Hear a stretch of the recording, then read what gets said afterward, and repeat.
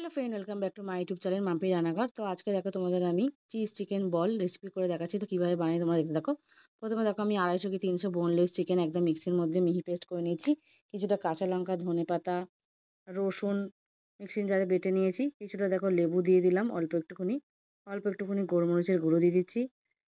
সামান্য পরিমাণে আমি একটু পাস্তা সস দিয়ে দিলাম। 1 প্যাকেটের মধ্যে একটু ম্যাগি মশলা দিয়ে দিচ্ছি। অল্প একটু দেখো টমেটো কেচাপও দিয়ে দিলাম। আর দেখো আমি এটা রুটির গুঁড়ো করে রেখেছিলাম মিক্সিং জারে, একদম মিহি পেস্ট একটা করে রেখেছিলাম, সেটাও দিয়ে দিলাম। আর দেখো এদিকে কিছু সামান্য পেঁয়াজ কুচি, কাঁচা লঙ্কা কুচি সেটাও দিয়ে দিলাম। আর দেখো দুটো ডিম ফাটিয়ে নিয়েছি, ডিমের যে হলুদ অংশটা সেটাও এর মধ্যে দিয়ে দিলাম। সাদাটা কিন্তু রেখে দিলাম, সাদাটা পরে কীভাবে দেখাচ্ছি তোমরা দেখতে থাকো। তো দেখো স্বাদ মতো একটু নুন দিয়ে দিচ্ছি। আর যেহেতু দেখো চিজ চিকেন করছি তাই একটু চিজও দিয়ে দিচ্ছি। তো দেখো চিজটাকে আমি এভাবে গ্রেট করে দিয়ে দিচ্ছি। আমার এটা মোজারেলা চিজ ছিল না, তোমরা চাইলে এটা মোজারেলা চিজও দিতে পারো, এতে আরও বেশি টেস্ট হবে মোজারেলা চিজ দিলে। আমার ঘরে মোজারেলা চিজটা ছিল না, আমার এই চিজটা ছিল, তাই আমি এটা দিয়ে দেখাচ্ছি।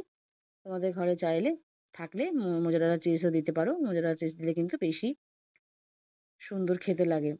তো দেখো সব কিছুকে এবার একসাথে আমি ভালো করে মিশিয়ে নিচ্ছি। আমি সামান্য একটু ময়দার গুঁড়ো দিয়ে দিয়েছিলাম, সেটা আর দেখানো হয়নি ভিডিওর মধ্যে।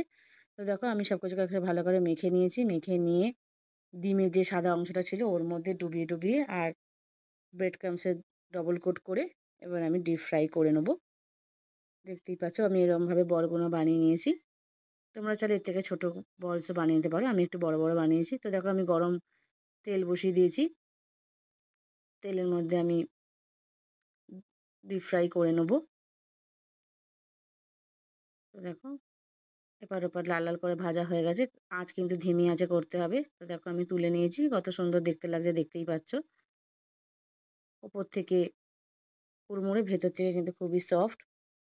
তো দেখো আমি এবার একটা সার্ভিং প্লেট সার্ভ করে নিয়েছি। তো আমার রেসিপি কেমন লাগলো, ভালো লাগলে একটা লাইক, কমেন্ট, শেয়ার, সাবস্ক্রাইব করে দেবে। নতুন বন্ধু হলে পাশে থাকবে। এরকম নিত্য নতুন ভিডিও দেখতে হলে চ্যানেলকে অবশ্যই সাবস্ক্রাইব করে দেবে। ভিডিও দেখে ভালো লাগলে একটা কমেন্টে অবশ্যই জানাবে। তোমাদের কমেন্টের অপেক্ষায় কিন্তু সবসময় থাকি। এরকমভাবে সন্ধেবেলা চা কফির সাথে যদি এই রেসিপি থাকে তো আর তেমন কিছুই লাগবে না। বাড়িতে গেস্ট আসুক বা যে কোনো খাবার সময় এরকমভাবে চটপট করে খুবই কম সময় বানিয়ে নিতে পারো। তো একটা কমেন্টে অবশ্যই জানাবে। তো থ্যাংক ইউ সো মাচ।